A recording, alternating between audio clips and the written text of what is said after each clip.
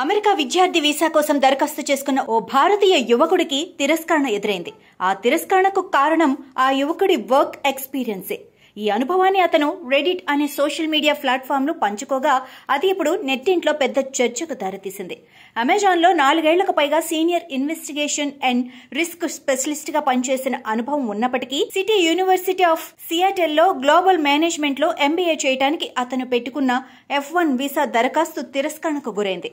Visa అధికారి ఆ తిరస్కరణ పత్రాన్ని చేతికిస్తూ మీరు ఇప్పటికే చాలా విజయవంతంగా రాణిస్తున్నారు అని వ్యాఖ్యానించినట్లు ఆ అభ్యర్థి తన పోస్టులో పేర్కొన్నాడు.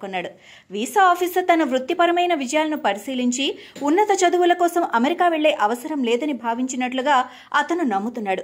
ఈ సంఘటన నుంచి గుణపాఠం నేర్చుకున్నట్లు చెప్పిన ఆ అభ్యర్థి తన ఇంటర్వ్యూలో ఎంబీఏ కోర్సు తన భవిష్యత్తు ఎదుగుదలకు ఎందుకు తప్పనిసరి అనే విషయాన్ని సరిగా వివరించలేదని ఒప్పుకున్నాడు.